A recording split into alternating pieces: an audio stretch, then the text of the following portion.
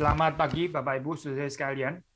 Kita melanjutkan pembahasan dari kitab Kidung Agung. Mari kita membuka kitab Kidung Agung. Ini adalah hopefully ini adalah khotbah yang terakhir. Kita membaca dari pasal yang ke-8 ayat 5 sampai 14. Ayat 5 sampai dengan yang ke-14. Kidung Agung pasal ke-8 5 sampai 14. Saya akan bacakan.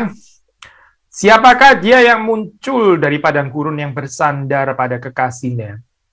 Di bawah pohon apel ku bangunkan engkau, di sanalah ibumu telah mengandung engkau.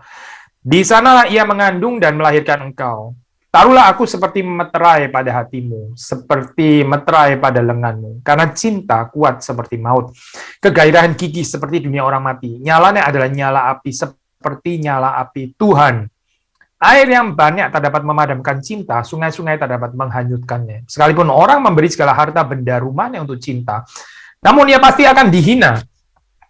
Kami mempunyai seorang adik perempuan yang belum mempunyai buah dada. Apakah yang akan kami perbuat dengan adik perempuan kami pada hari ia dipinang? Bila ia tembok, akan kami dirikan atap perak di atasnya. Bila ia pintu, akan kami palangi dia dengan palang kayu ares. Aku adalah suatu tembok dan buah dadaku bagaikan menara. Dalam matanya ketika itu, aku bagaikan orang yang telah mendapat kebahagiaan.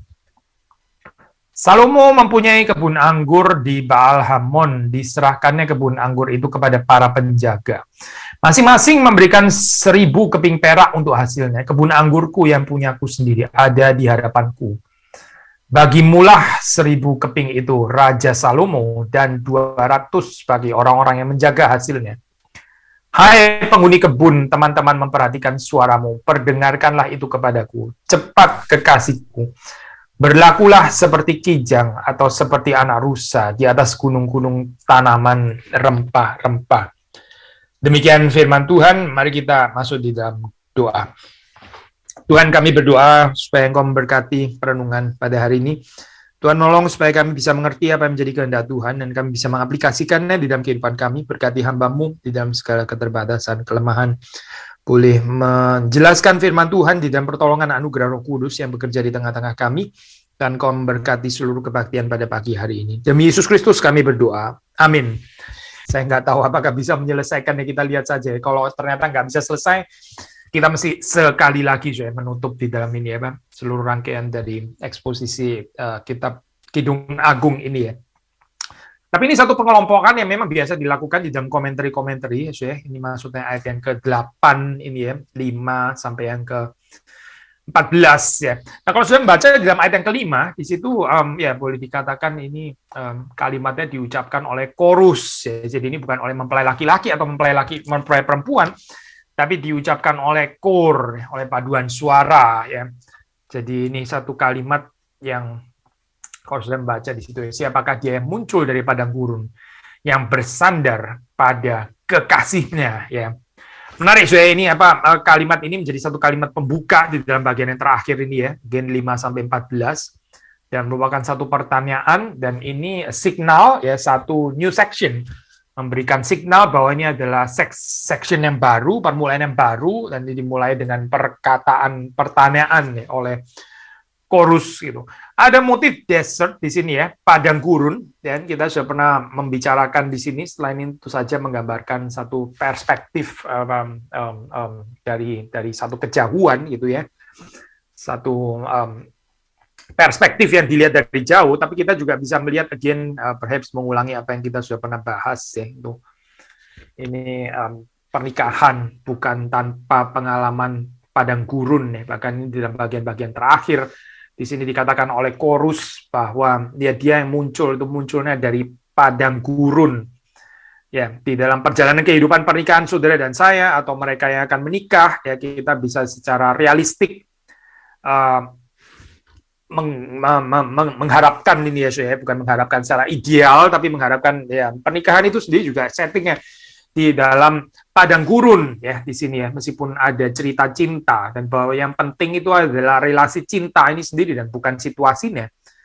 Entah itu padang gurun atau istana nggak terlalu penting sebetulnya gitu ya. Indeed, di dalam Kidung Agung sudah membaca ada allusion yang banyak sekali pada Salomo dan istananya dan kekayaannya dan seterusnya gitu. Tetapi sebetulnya yang lebih penting itu adalah cinta daripada kedua mempelai ini ya, meskipun mereka sendiri itu berada dalam setting padang gurun, tapi toh saling mencintai. Daripada berada di istana, tapi nggak ada cinta, ya apa gunanya. Nah, so, kemudian kita membaca ini perkataan yang kalau menurut Richard Hess ini adalah perkataan perempuan ya, mempelai perempuan, meskipun di sini ya mungkin bukan tanpa kontroversi ya, bisa ada perdebatan apakah ini betul perkataan perempuan atau nggak lebih tepat dikatakan sebagai perkataan mempelai laki-laki misalnya. Apa sih yang dikatakan? Yaitu mulai dari 5b ya. Di bawah pohon apel ku bangunkan engkau, di sanalah ibumu telah mengandung engkau, di sana ia mengandung dan melahirkan engkau ya. Nah, ini Richard Hess mengatakan bahwa ayat 5b, 6 dan 7 ini sebetulnya boleh dikatakan klimaks ya daripada seluruh kitab Kidung Agung ya, entah saudara setuju atau enggak ya, tapi paling nggak menurut Richard Hess dia mengatakan seperti itu ya. Ini adalah klimaks dan bukan cuma klimaks ya, ini juga adalah interpretative key ya. Kalau saudara mau menafsir seluruh Kidung Agung ini penting untuk mengetahui 5b, 6 dan 7. Jadi ini adalah ayat-ayat yang penting ya untuk kita mengerti di dalam perjalanan kita untuk mengerti eksposisi dari kitab Kidung Agung ini. Nah, so, kita tadi mengatakan bahwa ini waktu kita mengikuti pandangan ini dikatakan oleh mempelai wanita atau mempelai perempuan bukan tanpa kesulitan ya. Kesulitannya apa sih? Misalnya di sini ya ada kata kalau sudah baca di sini kan di bawah pohon apel ku bangunkan engkau. Kalau ini ditafsir secara alegoris ya, secara mystical approach ala Bernard de Clairvaux gitu misalnya kan ya, masa jiwa manusia membangunkan Allah gitu, bukannya terbalik ya, bukannya Allah yang seharusnya membangunkan kita, masa jemaat atau gereja yang membangunkan Kristus itu, bukannya Kristus yang membangunkan gerejanya gitu, seperti kayak terbalik ya. Tapi saya percaya ini nggak harus menjadi satu kesulitan yang bagaimana karena kita sudah pernah jelaskan gitu ya di dalam cinta yang sifatnya itu reciprocal.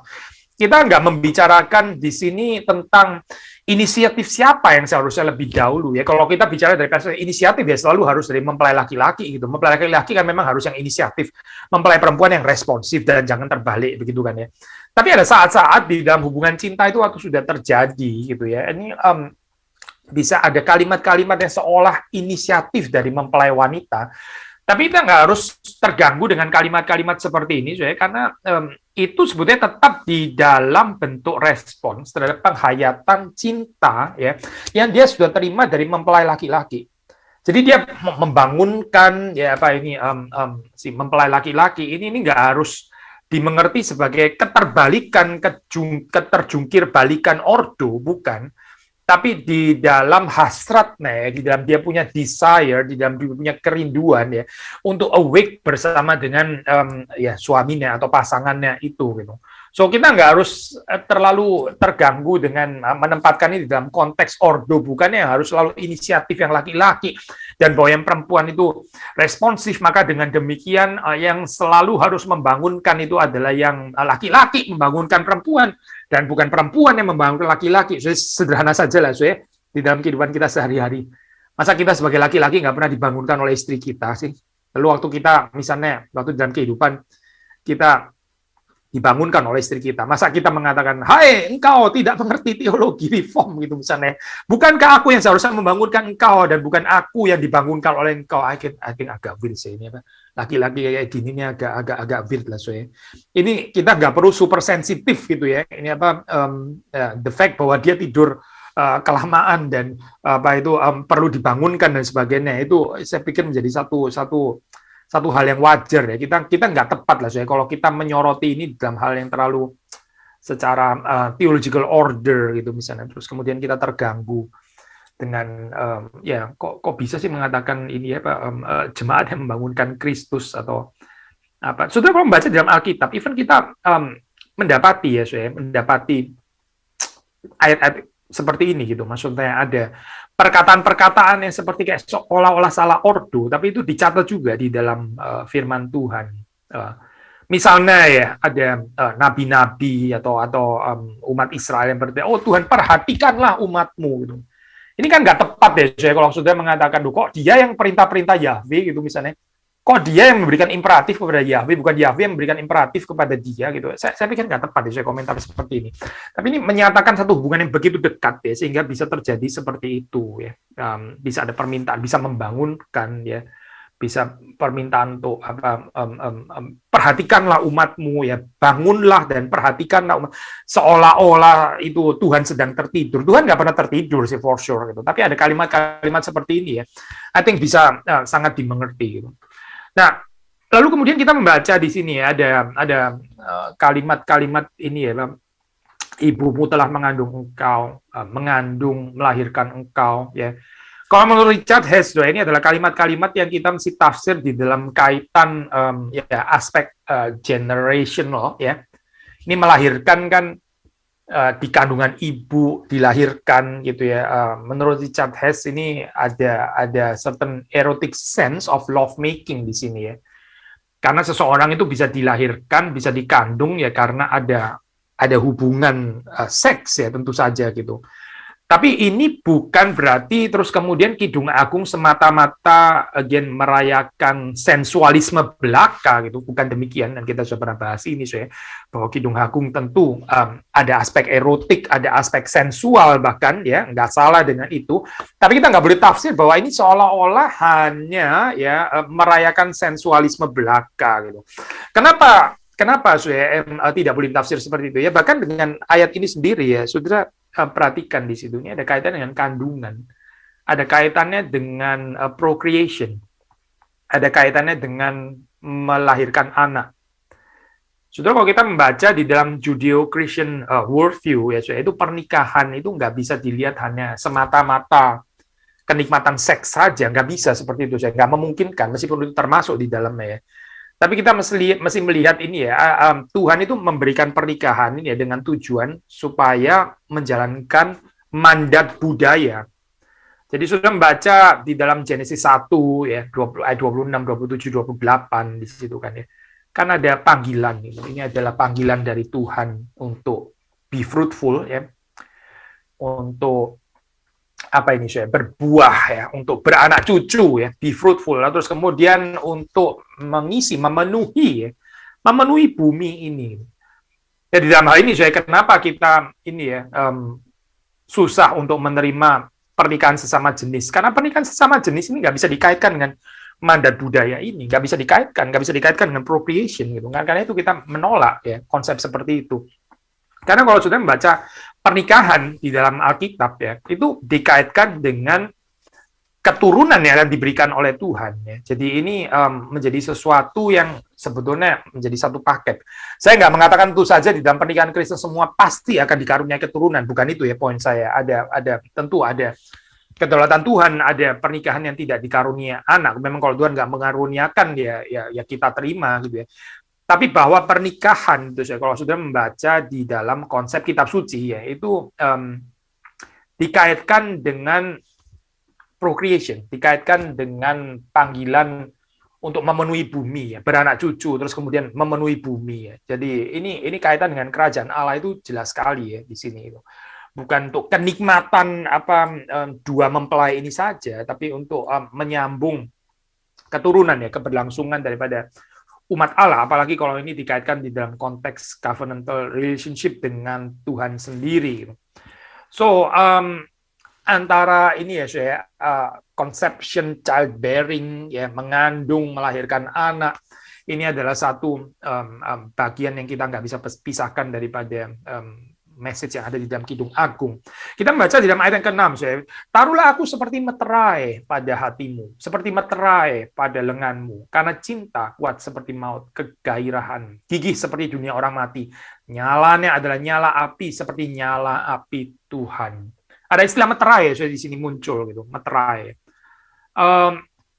Meterai itu apa sih, saya? Meterai ini ya seperti sudah tahu, meterai itu ini ya, itu biasanya adalah securing ya, memastikan identitas daripada pemilik ya, gitu ya. Meterai yaitu memastikan identitas dari pemilik ya. Dan itu juga berarti menyediakan kepastian ini ya, siapa yang boleh memiliki ini gitu. Nah, saudara, ini memang saya di sini kalau to be precise ya, saudara perhatikan kata-katanya itu dikatakan taruhlah aku seperti meterai pada hatimu, gitu ya. Aku seperti meterai, atau kita bandingkan di dalam terjemahan bahasa Inggris ya, saudara. Misalnya, let's say kita buka di dalam ESV ya, ayat yang ke-6. Set me as a seal upon your heart, as a seal upon your arm. Ya. Jadi dia menempatkan dirinya itu seperti meterai gitu kan ya. Di sini kan dikatakan taruhlah aku seperti meterai pada hatimu. Kita bisa melakukan beberapa penafsiran di sini. Perhaps ya, waktu di sini mempelai perempuan ini mengatakan dirinya itu seperti meterai. Ya. Jadi kepemilikan dari mempelai laki-laki itu bukan tanpa mempelai wanita. Dengan kata lain, mereka memiliki bersama. Ya, ada sense of belonging together ya, bersama-sama gitu. Jadi penting juga sih di dalam pernikahan ya, seperti kita tahu gitu, sense of belonging gitu. Jangan di dalam pernikahan terus kemudian laki-laki punya miliknya sendiri, terus kemudian perempuan punya miliknya sendiri, gitu ya, seperti ada coupling-coupling dan sebagainya gitu. Kita nggak mendapati prinsip itu di sini. Tapi kepemilikan daripada mempelai laki-laki itu ya, itu disahkan gitu ya, diteguhkan oleh mempelai perempuan. Kan mempelai perempuan di sini menempatkan dirinya itu sebagai meterai kan, seperti sudah baca di sini. Jadi dengan kata lain ya, saya tadi kita mengatakan meterai itu adalah untuk securing identity tadi gitu. Mempelai perempuan ini ya share identitas dari mempelai laki-laki menjadi satu dengannya. Apa yang dipunyai oleh mempelai laki-laki juga dipunyai oleh mempelai wanita. Ini mengingatkan kita kepada ini ya, Kristus gitu. Apa yang dipunyai oleh Kristus seharusnya juga dipunyai oleh saudara dan saya gitu. Apa yang Kristus merasa memilikinya ya, saudara dan saya juga seharusnya merasa memilikinya. Kita nggak bisa merasa asing dengan yang dimiliki oleh Kristus sebagai jemaat ya, karena ini adalah panggilan kita menjadi satu dengan Kristus ya. Yang dikasihi oleh Kristus ya kita mengasihinya juga, yang dimiliki oleh Kristus ya kita memilikinya juga ya. Yang Kristus itu mempedulikannya, memperhatikannya, kita juga memedulikannya dan memperhatikannya juga, karena kita memiliki bersama dengan Kristus ya. Nah, di sini juga di dalam pernikahan saya, kita melihat bahwa dengan meletakkan dirinya sebagai seal, itu berarti mempelai perempuan mau menyatakan apa yang dimiliki oleh suamiku, apa yang dimiliki oleh pasanganku, apa yang dimiliki oleh mempelai laki-laki ini, juga aku memilikinya. Richard Hess mengatakan both di dalam pengertian physically, ya, secara fisik, tapi juga legally, ya, legal, secara legal. Karena istilah meterai di sini saya ini kan bicara aspek legal sebetulnya, kepemilikan legal ya. Konsep kepemilikan itu sendiri adalah sebetulnya konsep legal di sini ya. Dan menarik saya kalau kita melakukan pendekatan ini ya, kritik history of religion ya, salah satu metode kritik membanding-bandingkan dengan kepercayaan lain di sekitar pada saat itu di dalam Egyptian love poem. Ini ya saya poem dari poem cinta dari Mesir gitu ya. Ternyata ada perkataan-perkataan yang mirip ya di sini.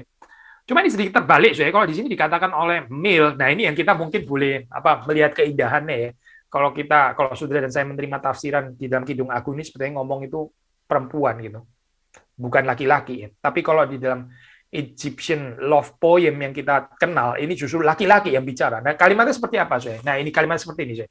If only I were her little seal ring, the keeper of her finger, I would see her love each and every day. Sekali lagi ya. If only I were her little seal ring, the keeper of her finger, I would see her love each and every day. Ini menarik, saya. Kesamaannya menarik, jadi sama-sama pakai motif seal gitu ya, sama-sama pakai motif meterai. Tapi perbedaannya juga nggak kalah menarik di sini ya. Perbedaannya apa, saya? Nah, ini lucu ya, saya. Kalau di dalam Egyptian love poem ini justru kalau yang mengatakan ini adalah mempelai laki-laki ya. Si mempelai laki-laki itu memilikinya masih mendapatkan izin daripada istrinya gitu. Ini laki-laki yang takut istri atau gimana sih sebetulnya gitu. Agak sedikit kebalik ya, sudah. Kidung Agung jauh lebih beres ya. Kalau kita menafsirkan ini dalam perkataan wanita, ya lebih korek ya, saya melihat wanita mempelai laki-laki itu ya. Wanita itu melihat sebagai seal daripada mempelai laki-laki ya. Jadi yang punya otoritas di sini, yang memimpin tetap mempelai laki-laki, bukan mempelai perempuan saya, tapi di dalam Egyptian love poem ini justru malah seperti kayak loh, kok pemimpinnya jadi kayak wanita dong di sini berarti gitu. If only I were her little seal ring. Jadi siapa yang punya seal ini ya? Mempelai perempuan gitu. Terus kemudian mempelai laki-lakinya hanya sekedar seal gitu misalnya. Tentu saya nggak mau mengatakan bahwa di dalam Kidung Agung terus mempelai perempuan jadi sekedar seal ya. Poinnya bukan di situ saya, tapi ordona jadi agak terbalik sebetulnya di sini ya. Siapa yang lebih tepat menyebut dirinya sebagai meterai di sini ya? Mempelai laki-laki atau mempelai perempuan? Siapa yang seharusnya memiliki terlebih dahulu ya? Sama kalau kita mau tafsir allegorical di sini ya. Ya Kristus yang seharusnya memiliki terlebih dahulu gitu. Lalu jemaat ya, saudara dan saya diundang untuk memiliki bersama dengan Kristus apa yang dimiliki oleh Kristus, yang dikasih oleh Kristus juga kita miliki dan kita kasihi ya. Kristus yang memiliki terlebih dahulu. I think ini lebih tepat ya saya. Mengatakan seperti ini gitu daripada kita ini ya membaliknya gitu. By the way, di dalam bagian yang lain di dalam Perjanjian Baru itu Roh Kudus juga disebut sebagai seperti meterai ya. Meterai yang memeteraikan kita menjelang hari kedatangan Tuhan ya. Dan kalau sudah melihat ordon ya di situ kan ya. Itu kan Bapa, Anak, Roh Kudus kan ya. Jadi Kristus Bapa dan Anak yaitu memiliki ya, bersama dengan Roh Kudus yang disebut sebagai meterai itu ya. Disebut sebagai meterai itu saya di dalam urutan ordo itu adalah setelah gitu. Ya, jadi Egyptian love poem ini saya meskipun ada kemiripan motif dengan penggunaan seal ya, tapi sebetulnya agak kebalik ya ini apa kebalik saya ordonnya gitu. Ini sebetulnya siapa yang memiliki seal ya? Siapa yang seal dan siapa pemilik seal? Kalau di dalam Egyptian love poem ini yang pemilik seal-nya adalah mempelai perempuan, lalu mempelai laki-laki adalah seal-nya, adalah meterainya. Tapi kalau dalam Kidung Agung sudah pemilik seal dan pemilik meterainya adalah mempelai laki-laki dan mempelai perempuan itu adalah meterainya gitu ya. Dan ini sepertinya lebih tepat ya secara ordo gitu. Ayat yang berikutnya saya kita membaca di dalam ini ya. Atau bukan ayat yang berikutnya, di dalam kalimat berikutnya ya, masih di dalam ayat yang ke-6 ya. Karena cinta kuat seperti maut, kegairahan gigih seperti dunia orang mati. Nah, di sini menggambarkan kematian ya, Sheol, kematian ya, maut ya. Ini apa sih yang mau digambarkan dengan maut ini ya? Waktu orang itu dicengkeram oleh maut, nggak ada yang bisa melepaskan ya. Maut itu cengkeraman itu sangat-sangat kuat dan demikian juga cinta. Orang itu apa kalau sudah kena cinta, cinta nggak akan melepaskan dia. Ini menuntut satu komitmen seumur hidup ya. Satu komitmen yang nggak bisa di-broken sebetulnya karena cinta itu ya mengikat demikian kuat, ada janji yang nggak bisa terpisahkan sebetulnya di sini. Nah, saudara ini apa Longman misalnya ya penafsir yang lain, Longman pernah mengatakan menarik kalau saudara membaca di dalam Alkitab itu ya, itu jealousy ya atau apa ya bahasanya kecemburuan ya. Kecemburuan. By the way, cemburu dan iri hati itu dua hal yang berbeda ya. Iri hati itu ya, selalu dipakai negatif itu.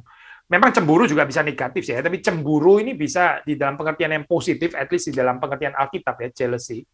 Itu Longman mengatakan itu justru di-approve ya, jealousy ini di-approve di dalam dua relasi ini saja. Yang pertama yaitu pengabdian atau penyembahan kepada Allah yang sejati ya. Pengabdian penyembahan kepada Allah yang sejati ya. Itu saudara nggak boleh mendua hati ya. Barang siapa yang menyembah Allah yang lain itu menimbulkan kecemburuan Tuhan. Jadi kecemburuan di sini tepat ya itu. Jadi konteksnya ini ya, relasi dengan Allah, worship ya, total worship, satu-satunya Allah yang kita sembah. Dan kedua adalah di dalam hubungan covenantal yang terjadi di dalam pernikahan. Itu jealousy juga tepat gitu. Menarik ya saya ini ya Pak di dalam dua gambaran ini ya. Jadi jealousy diperbolehkan di dalam pernikahan. Pernikahan yang sehat itu ada jealousy, ada kecemburuan ya. Karena ini eksklusif ya. Ini bukan sesuatu yang boleh di-share gitu. Lalu eksklusif in a sense maksud saya bukan eksklusif dalam pengertian negatif tapi dalam pengertian ini ya kesetiaan maksudnya ya, bukan perzinahan gitu. Dan demikian juga penyembahan kepada Allah yang sejati itu juga eksklusif ya, nggak boleh ada Allah yang lain, nggak boleh ada berhala. Di mana ada berhala itu menimbulkan kecemburuan Tuhan. Maka kita melihat di sini ya, itu cinta itu sifatnya itu mengikat ya, mengikat dan menuntut kesetiaan dan komitmen. Hidup ini ada aspek keluasan hati, tentu saja gitu ya. Kita dipanggil untuk menghidupi narasi kerajaan Allah. Kita sudah sering bahas bagian ini. Iya betul gitu ya. Tetapi saya jangan lupa ya, ada aspek di mana kita nggak boleh mendua hati ya. Jadi sama seperti kematian maut yang mengikat dan nggak mau melepaskan, demikian juga cinta ini sifatnya itu mengikat dan tidak melepaskan ya. Lalu terus kemudian saudara membaca juga ada motif yang lain di sini setelah digambarkan cinta kuat seperti maut, kegairahan gigi seperti dunia orang mati, terus digambarkan nyalanya adalah nyala api ya, nyala api. Api itu ada panasnya, ada menyalanya itu menimbulkan panas ya, dan saudara kalau melihat api itu nggak ada yang bisa menghalang-halangi. Kalau api itu sudah menjalar ya, nggak ada yang bisa menahan ya. Richard Hess mengatakan nothing can stand in its way. Demikian juga cinta. So, dia menggunakan metafor, maksudnya penulis Kidung Agung ini menggunakan metafor api ya untuk menyatakan bahwa cinta itu nggak bisa ditahan ya. Orang yang sudah dikuasai oleh cinta, dikuasai oleh kasih ya. Nothing can stand in its way juga. Gitu. Cinta itu akan merubah segalanya gitu ya. Cinta itu akan membakar semua yang lain gitu karena ada kekuatan seperti nyala api ya di sini. Menarik bahwa di dalam bagian ini juga ya, ini kalau terjemahannya kita terima seperti di dalam terjemahan bahasa Indonesia di dalam LAI maupun juga variasi terjemahan ESV dalam bahasa Inggris ya. Seperti nyala api Tuhan. The very flame of the Lord ya, Tuhan Yahweh. Nah, soalnya kalau kita menerima terjemahan ini, gitu ya, dan ini adalah satu-satunya referensi yang menunjuk kepada Tuhan atau kepada Allah. Ya.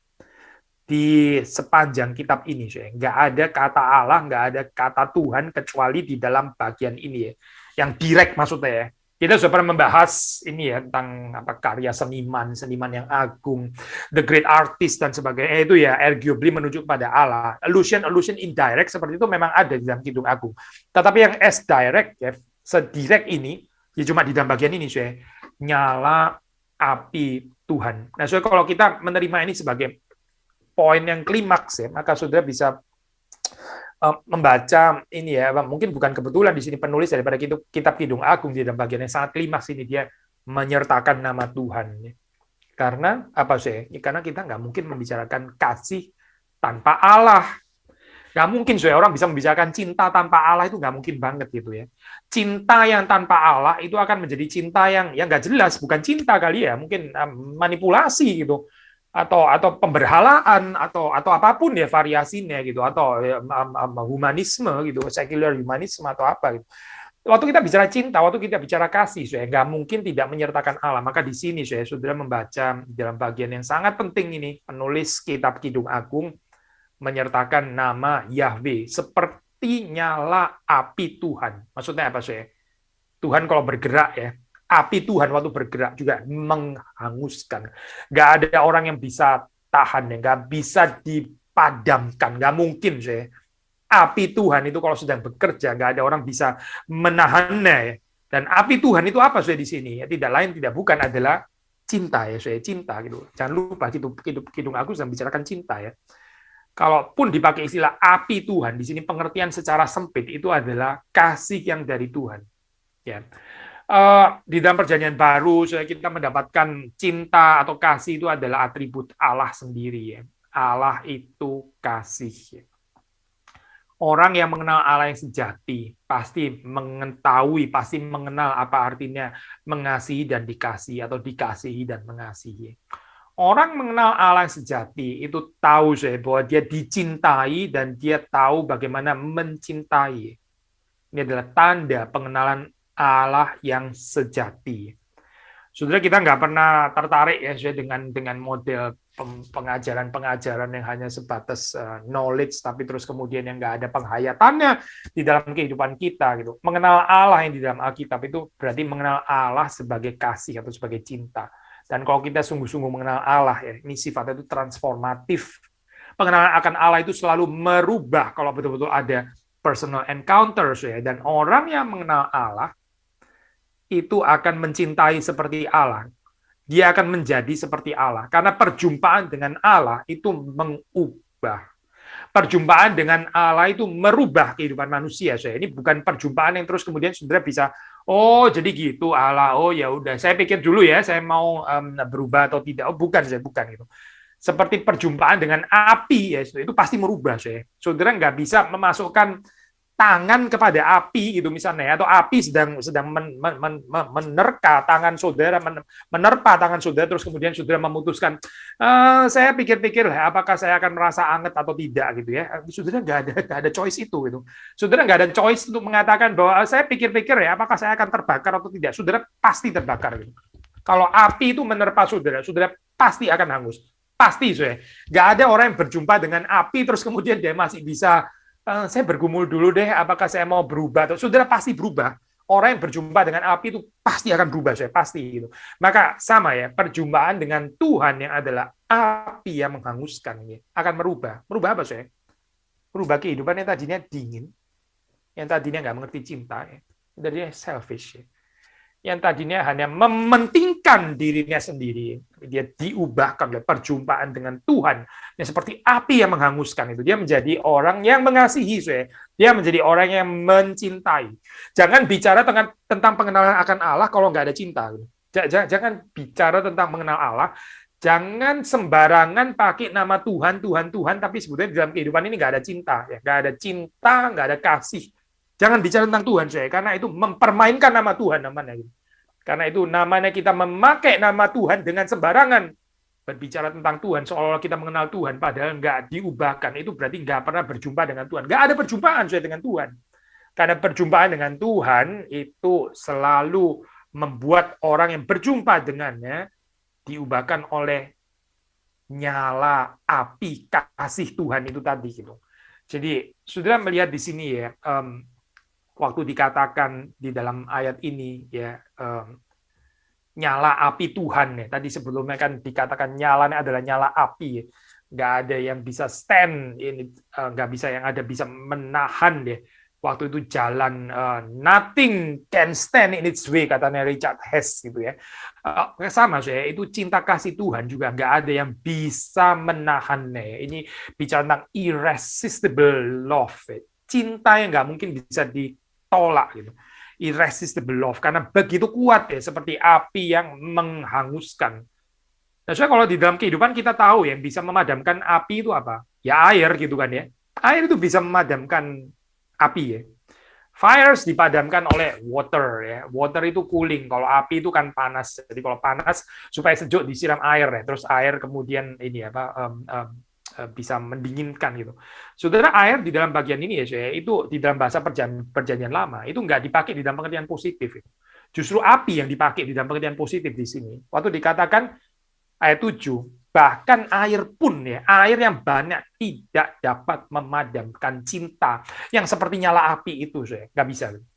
Api ini akan lebih berkuasa daripada air. Ya. Nah, kalau kita di dalam kehidupan sehari-hari mungkin saudara pikir ya, kalau rumah saya kebakaran, api itu berarti sesuatu yang jahat kan ya, sesuatu yang menghancurkan, sesuatu yang destroying, maka perlu disiram air ya, supaya dingin, supaya reda, supaya dipadamkan, supaya barang-barang bisa diselamatkan. Yaitu pengertian kita saya di dalam ini ya, dunia modern gitu kan ya. Tapi kalau di dalam konteks perjanjian lama saya, itu justru air yang dianggap sebagai chaotic power. Kuasa yang menghancurkan ya ini ya, kekuatan yang merusak itu justru adalah air. Maka saudara seringkali melihat di dalam perjanjian lama itu God rebukes the water ya. Allah itu menghardik samudra ya. Karena air, samudra dan sebagainya itu dianggap sebagai representasi power of chaos atau chaotic power ini yang mengacaukan kehidupan manusia. Justru api itulah yang menghangatkan, yang memberikan kehidupan. Apalagi kalau ini artinya adalah cinta. Maka sudah membaca dalam ayat ke-7 ya, air yang banyak tak dapat memadamkan cinta. Sungai-sungai tak dapat menghanyutkannya. Sungai-sungai tidak dapat menghanyutkannya. Allah itu mengontrol air, mengontrol laut, mengontrol samudra yang merepresentasikan chaotic power ini tadi ya, saya. Dan ini dikontraskan dengan api gitu. Menarik ya, saya kalau sudah melihat di dalam metafor ini ya, justru yang adem ayem itu yang masalah, saya. Kekristenan yang seperti air itu justru yang masalah digambarkan di sini ya. Kelihatan seperti kayak cooling, tenang ya, tapi terus kemudian hanyut, tenggelam dan binasa. Justru yang ada kehidupan itu adalah yang seperti api, yang dihanguskan oleh api. Dihanguskan oleh api di sini bukan di dalam pengertian terbakar, terus rusak, terus kemudian binasa ya. Memang istilah neraka juga menggunakan api kan, bukan menggunakan air gitu. Nah di sini istilah api untuk neraka memang dipakai di dalam kekuatan yang membinasakan gitu ya, betul gitu. Tapi di sini api itu di dalam pengertian yang menghidupkan justru. Seperti cinta itu menghidupkan. Justru yang adem ya, justru yang cold, yang cold dingin ya, nggak ada cinta maksudnya. Ini yang membinasakan sebetulnya. Dan Tuhan ya itu berkuasa atas chaotic power, maka Dia tidak akan ditenggelamkan oleh air. Sebaliknya air yang akan dikalahkan oleh nyala api Tuhan. Itu yang dikatakan oleh penulis Kidung Agung di sini ya. Powers of chaos ini ya, water ya. Kehidupan yang suam-suam kuku, yang nggak ada cinta, yang dingin ya. Itu cuma bisa dikuasai oleh Tuhan, yang bisa menang atas keadaan seperti ini ya. Bukan saudara dan saya, bukan. Tapi Tuhan dan nyala api cintanya itu yang akan menggerakkan kita untuk memiliki kehidupan yang menyala-nyala ya, memiliki roh yang menyala-nyala. Nah, so kita melihat di sini ya, di dalam cerita daripada Kidung Agung, kita tahu kehidupan suami istri ini kan memang bukan tanpa pergumulan ya. Saudara membaca longing, desire, mereka nggak selalu bersama-sama ya. By the way, sekarang waktu saya khotbah bagian ini, saya juga nggak sedang bersama dengan istri saya. Saya di kota apa, dia di kota yang lain. Di dalam kehidupan relasi cinta, kadang ada semacam separation seperti ini, separation untuk sementara waktu lah, tentu saja gitu ya. Separation bukan divorce maksud saya, bukan gitu, tapi itu sementara waktu gitu. Dan ada longing, ada desire, ada absence ya. Ini termasuk di dalam pembicaraan relasi cinta ya. Bahkan kita sudah pernah menafsir ini termasuk di dalam ini penafsiran allegorical, theological, christological ya. Yesus pun to certain extent juga kita mengatakan absence kan daripada his body. Di dalam pengertian apa sih? Ya dia ada di sorga, kita masih di dunia. Ini kan juga absen sebetulnya. Tapi tentu saja dia juga present di dalam pengertian mediated by his spirit. Ya, Yesus ada bersama-sama dengan gerejanya. Betul juga melalui Roh Kudus, melalui Roh Kristus. Ya. Yesus sendiri ada di sorga. Nah, kita menuju ke sana. Ini kan sebetulnya absen ya sebetulnya. Kita membicarakan tentang absen. Makanya kita ada longing juga, ada desire. Jadi cinta itulah yang overcome feeling of absence ini. Kalau ada cinta ya, kalau ada kasih ya, separation ini pun juga bisa di overcome. Tapi celakalah mereka yang kelihatannya tinggal bareng satu rumah, tapi sudah nggak ada cinta ya. Tapi kelihatan seperti kayak ada bodily present, tapi nggak ada cinta ya, nggak ada cinta gitu. Untuk apa ya seperti ini gitu ya? Yesus ya, secara bodily presence dia ada di sorga. Saudara dan saya sebagai jemaatnya, kita ada di bumi. Ya. Ini kita ada semacam tanda kutip ya, keterpisahan, separation. Seperti pengalaman daripada kedua mempelai ini di dalam Kidung Agung. Mereka nggak selalu bersama-sama ya. Kelihatan seperti bersama-sama, ternyata terbangun, aduh cuma mimpi ternyata gitu ya. Ini ternyata imajinasi, bukan benar-benar bersama-sama. Kan saudara seringkali ini ya Pak, kita membahas bagian-bagian seperti itu. Maka demikian juga di dalam kehidupan ini ya, di dalam kehidupan perjalanan kehidupan kita sebagai murid-murid Kristus ya, bahkan hubungan kita dengan Kristus ya. Nah ini overcome-nya itu dengan apa ya? Keterpisahan ini atau absence ini dengan apa? Sekali lagi ya, dengan nyala api cinta. Nyala api cinta ini lah nggak boleh padam dan nggak boleh ditenggelamkan oleh air ya. Inilah yang menjaga kehidupan persekutuan kita dengan Kristus. Selain itu ya, selain absence, ketidakhadiran ya, tapi juga sudah membaca ini ya, bahaya-bahaya yang kita juga ini refresh ya, apa yang kita sudah pernah bahas gitu. Ada pukulan-pukulan deh dari penjaga-penjaga malam, pasal 5 itu ya. Ada bahaya di dalam kehidupan cinta, perjalanan cinta, menjalin hubungan cinta, bisa ada bahaya. Bisa ada resiko di dalam mencari pasangan seperti yang dialami oleh mempelai wanita ya. Sudah masih ingat ya, pasal 5 kita sudah bahas itu. Pukulan daripada penjaga-penjaga malam ini ya, abuse dan sebagainya. bisa terjadi di situ ya. Nah, kalau kita membaca di dalam sejarah gereja ya, gereja ada saat-saat di mana dianiaya ya, di mana ada saat-saat mengalami ini penganiayaan karena kehendak Tuhan, di dalam kehendak Tuhan. Nah, ini bagaimana saya overcome ini ya, supaya kita tidak discourage. Supaya kita nggak menjadi orang-orang yang mengundurkan diri, bagaimana sih? Yaitu dengan mencintai, dengan membiarkan nyala api cinta yang dari Tuhan itu menghanguskan kita gitu. Sehingga waktu kita di dalam keadaan persecution, di dalam keadaan kesulitan, di dalam penindasan ya, di dalam keadaan kritikal dan sebagainya, kita itu apa sih yang bisa menjaga kita di sini ya? Yang tetap menjaga kehidupan kita ya. Sekali lagi ya, saya, nyala api cinta Tuhan. Maka di sini saudara membaca di dalam ayat yang ke-7 ini ya, air yang banyak tak dapat memadamkan cinta, sungai-sungai tak dapat menghanyutkannya. Yang bisa mengalahkan air di sini ya, terbalik ya, bukan yang bisa mengalahkan api itu adalah air, tapi terbalik di sini. Yang bisa mengalahkan air, bahkan air yang menghanyutkan itu adalah api cinta, api cinta. Disitulah ada kehidupan ya. Maka kita mesti berdoa ya di dalam kehidupan kita berjemaat ya, agar kita ini jangan dingin seperti air ya, tapi boleh menyala ya seperti api, digerakkan oleh cintanya Tuhan ya. Cinta itu digambarkan seperti api di sini, bukan digambarkan seperti water, seperti air yang dingin itu, tapi digambarkan seperti panasnya atau hangatnya nyala api. Lalu kemudian di dalam 7b dikatakan sekalipun orang memberi segala harta benda rumahnya untuk cinta, namun ia pasti akan dihina ya. Apa sih saya mau dikatakan di sini ya? Yang mau dikatakan di sini yaitu ini apa value atau worth daripada cinta ini. Cinta nggak bisa digantikan dengan kekayaan saya.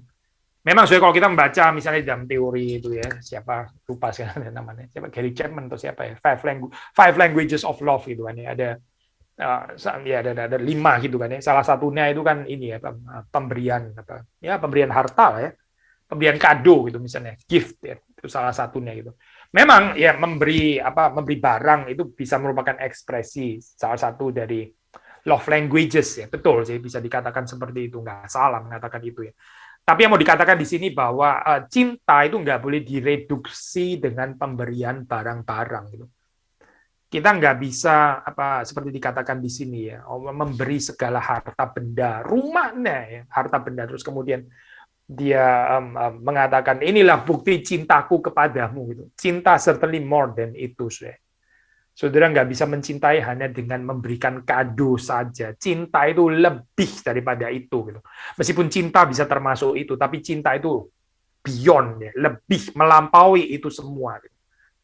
Penting ya saya konsep seperti ini ya, bahwa ya nggak ada harta yang cukup untuk bisa membeli cinta gitu.